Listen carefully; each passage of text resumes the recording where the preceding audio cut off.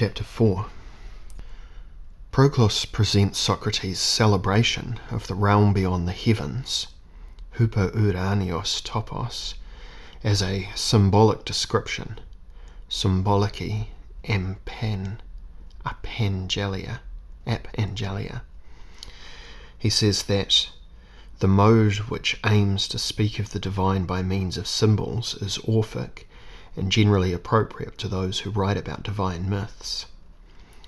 Consequently, the myth narrated in Plato's Phaedrus is taken to be not only inspired but also telistic, which for him means theurgic. Hence, Proclus interprets the images and events of the Phaedrus myth in terms of theurgy, arguing that the realm beyond the heavens where the ideas are to be contemplated corresponds to the three Orphic nights. Anne Shepherd considers that Syrianos, the spiritual guide of Proclus, did not distinguish between the inspired theurgic mode of discourse on the one hand and the symbolic Orphic mode on the other. Even for Proclus, in spite of his advanced technical terminology, the prophetic madness, philosophical frenzy, theurgic rites, and their allegorical or symbolic interpretation constitute a single metaphysical set of references related to the way in which the soul ascends to the noetic realm, whence it may be reunited with the highest reality.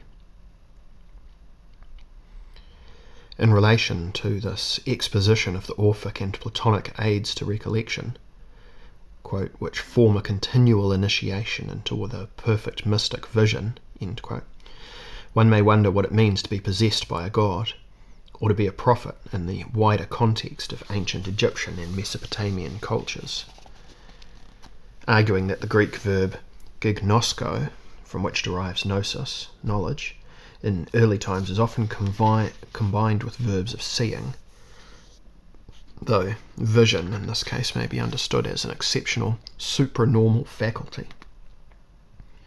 J. Gonda attempts to place the oracular soothsayers and poets on the same footing as prophets and philosophers.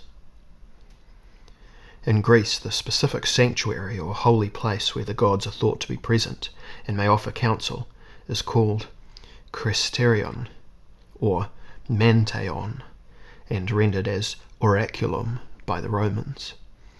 In these places, like in the Syrian and Mesopotamian temples, the god speaks directly from a priest or a prophet who enters the state of possession, enthusiasmos. Hence a prophet, as an inspired seer, somewhat emptied of himself and filled with the god, being a possessed enthusiastes, is a representative of the speaking deity. Even if this attribution is sometimes just a literary convention turned into a compelling promise of an act of salvation, the magic power was thought to be inherent in the mighty word of any successful demagogue.